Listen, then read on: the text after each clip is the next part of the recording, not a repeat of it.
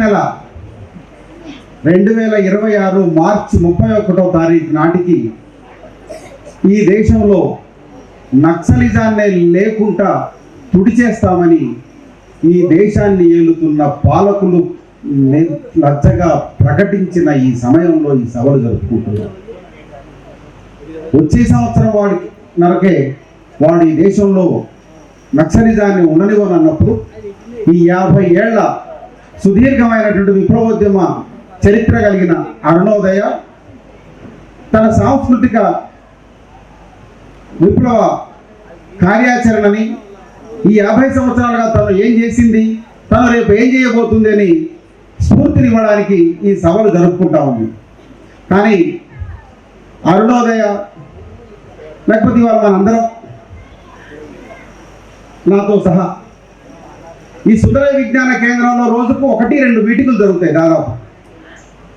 దీంట్లో మాట్లాడుతున్న వాళ్ళందరూ మాట్లాడింది ఆచరించినా వినడానికి వచ్చిన వాళ్ళల్లో కనీసం 10% ఆ విన్నదాన్ని ఆచరించడానికి ప్రయత్నం చేసిన ఈ దేశంలో ఇప్పటికి పరిస్థితులు అలా ఉండేవి కావేమో నా అభిప్రాయం.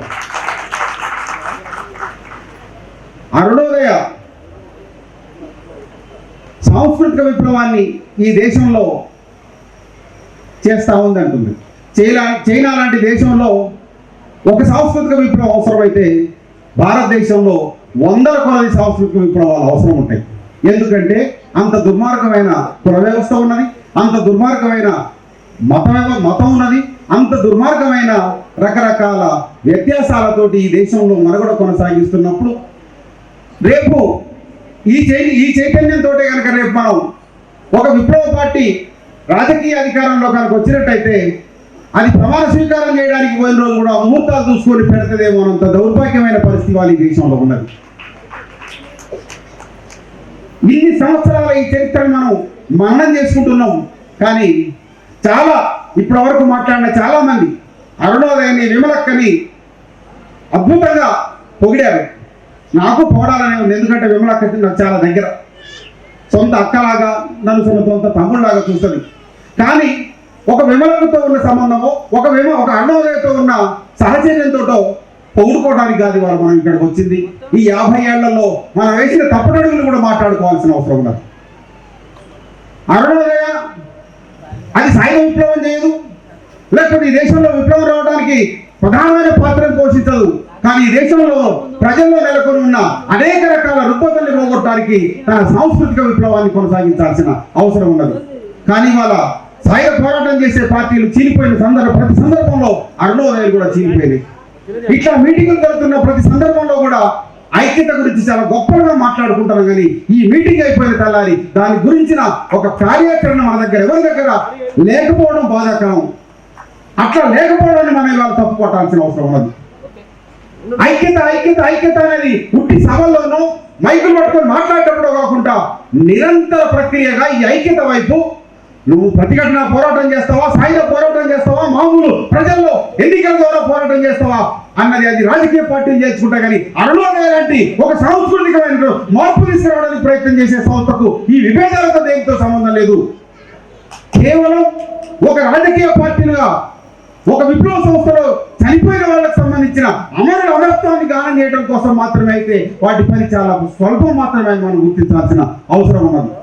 అక్కడ ఈ దేశంలో చేయాల్సిన పనులు చాలా ఉన్నాయి. అట్లా చేయడంలో ఇవాళ ఈ దేశంలో లేకపోతే ఇవాళ తెలుగు రాష్ట్రాల్లో కొనసాగుతున్న అన్ని రకాల అది అరుణోదయ కావచ్చు, జననాట్య మండలి కావచ్చు, ప్రజానాట్య మండలి కావచ్చు, సాంస్కృతిక సంఘాలు చాలా ఉన్నాయి. అవి రాజకీయ పార్టీల అనుబంధ సంస్థలుగా వాటి కార్యాచరణలకు అనుబంధమైన కార్యక్రమాలు నిర్వహించే వాటిగానే మిగిలిపోయటం ద్వారా మనం చూస్తా ఉన్నాం. అందుకని వాళ్ళ 50 సంవత్సరాల తర్వాత కైనా దాని నుంచి బయటపడాల్సిన అవసరం ఖచ్చితంగా ఉన్నది. బయటపడమే కాదు, ఇవాళ ప్రధానమైనటువంటి మనం ఇన్ని సంవత్సరాల తర్వాత ఇవాళ ఒక్కొక్క సంస్థల్లో ఉన్న సభ్యుల వాళ్ళ యొక్క వ్యక్తిగత కుటుంబాలు చాలా మంది అరుణోదయలో అమరులైన వాళ్ళని చూస్తాం మనం. అమరులైన కుటుంబంలో కూడా ఆ అమరత్వానికి సంబంధించిన దానక్రియలు మొత్తం కూడా బ్రాహ్మణీయ భావజాలంతో ఆ అమరుడి యొక్క భావపాటి దినకర్మలు అన్నిటి కూడా అక్కడ చేస్తున్నామంటే ఆ అరుణోదయంలో అమరత్వం పొందిన కామ్రేడ్ ఏం స్ఫూర్తి పొందినట్టు, ఆ కుటుంబాన్ని ఏం స్ఫూర్తి తీసుకొచ్చినట్టు, నువ్వు నీ కుటుంబమే స్ఫూర్తి పొందకపోతే ఈ విశాల బాహుల్యాన్ని ఎప్పుడు నువ్వు స్ఫూర్తి చేస్తావని ఇవాళ మనం వాళ్ళందరినీ అడగాల్సిన, సంస్థల్ని ప్రశ్నించాల్సిన అవసరం కూడా ఉంది. అందుకని ఇవాళ కేవలం ఒక రాజకీయ కార్యక్రమంగానో ఒక రాజకీయమైనటువంటి కార్యక్రమాలు నిర్వహించే సంస్థలుగానో కాకుండా ఇవాళ ఆచరణలో ఎంతవరకు ఈ సంస్థలు తను ప్రకటించుకున్న లక్ష్యాలకు అనుగుణంగా జీవిస్తున్నాయి, అనుభవిస్తున్నాయి వాటిని అనే దాన్ని కూడా వాళ్ళు మనం క్వశ్చన్ చేయాల్సిన అవసరం ఉన్నది.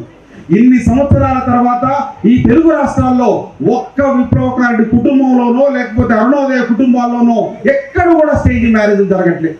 మళ్ళీ అక్కడికి వచ్చేటప్పటికి మళ్ళీ బ్రాహ్మణుడు యొక్క ముహూర్తాలతోటే. ఇంతకుముందే నాకు ఒక కార్డు వచ్చింది, ఒక పెద్ద బహుజనమైన సంఘాల్లో పనిచేస్తున్న వాళ్ళ కొడుకు పెళ్లి రేపు 23వ తారీఖు నాడు 7:15 కానీ కార్డు వచ్చింది.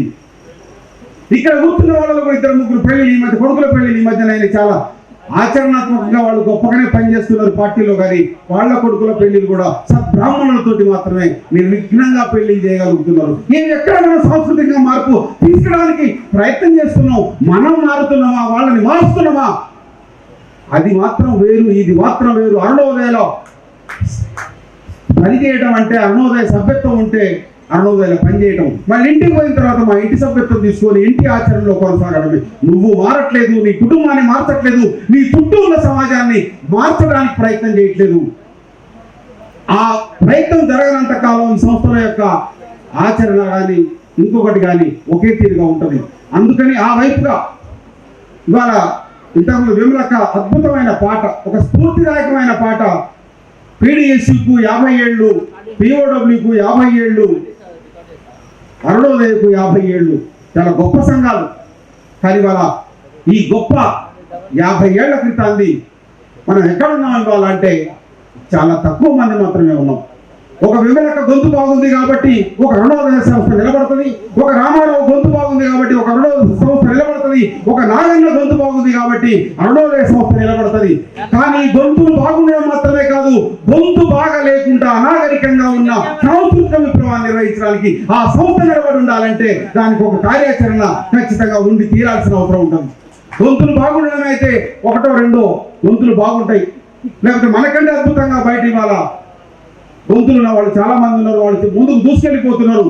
అది కాదు ఇవాళ మనకు కావాల్సింది. ఇవాళ గొంతులు బాగున్నా లేకపోయినా ఇవాళ భావాన్ని ప్రకటించే సంస్థల యొక్క కార్యకలాపాలు ప్రజల్లోకి తీసుకెళ్ళడానికి ఏమి ఉండాలి అనే దాన్ని ఇవాళ కార్యాచరణలో ప్రకటించుకోవాల్సిన అవసరం మనకున్నది, ఆచరించాల్సిన అవసరం ఉన్నది. మనం ఏం చెప్తున్నామో దాన్ని ఆచరించాల్సిన అవసరం ఉన్నది.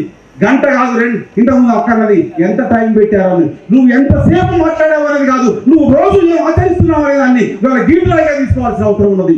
ఈ స్టేజ్ మీద నేను గొంతు దించుకొని మాట్లాడి ఇంటికి పోయి నేను దీనికి విరుద్ధమైన ఆచరణలో కొనసాగిస్తే నాకు ఈ స్టేజ్ మీద మాట్లాడే అర్హత ఉన్నదా?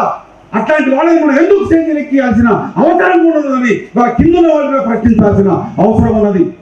అందుకని ఆచరణకు చెప్తున్న దానికి పొందున లేనితనం ఇవాళ మన సంస్థల పట్ల మన పట్ల విశ్వాసం పోగొడుతున్న పరిస్థితి కూడా కొనసాగుతూ ఉన్నది.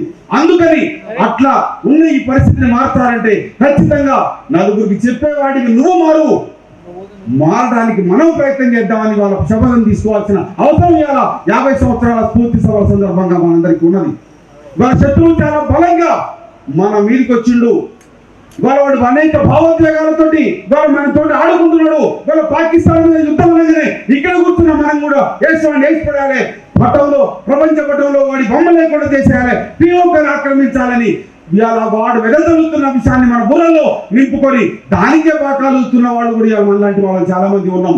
అందుకని ఇవాళ కగారు లాంటి ప్రాంతంలో యుద్ధం జరుగుతూ ఉంది. ఆదివాసీలని 100 మందిని ఊసలు కోతలు కోస్తా ఉన్నారు. అయినా సమాజం మొత్తం చాలా మౌనంగా ప్రేక్షక పాత్ర పోషిస్తా ఉన్నది. ఇంత ఘనమైన 50 సంవత్సరాల చరిత్ర కలిగిన ఈ తెలుగు నేల మీద ఇంత మౌనం ఎందుకున్నది అంటే మనందరి మీద విశ్వాసాలు పోతున్నాయి, మన ఆచరణ మీద, మన కార్యాచరణ మీద విశ్వాసాలు సన్నగిలుతా ఉన్నాయి. అందుకనే ఇవాళ మౌనం పాటిస్తా ఉన్నారు. మనం ఎక్కడ త్యాగాలు కూడా వెళ్ళలేని వాటిగా ఇవాళ బయట చిత్రీకరించబడతా ఉన్నాయి.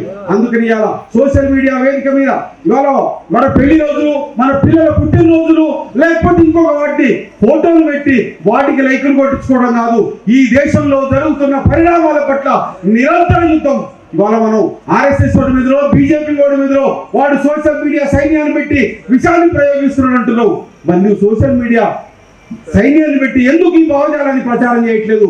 మనందరం చాలా నిర్లిప్తంగా ఉన్నాం. మనందరం చాలా మన పెళ్లిల ఫోటోలు, పెళ్లి రోజుల ఫోటోలు, 10 సంవత్సరాల యానివర్సరీలు, మన పిల్లల ఫోటోలు పెట్టి వాళ్ళ సోషల్ మీడియాలో వాడుకుంటున్నాం తప్ప నిజమైన విప్లవకరమైన జీవితాన్ని అనుభవించే వైపుగా, నిజమైన విప్లవకర జీవితాన్ని ప్రచారం చేసే వైపుగా మన ఆచరణ ఉండట్లేదు.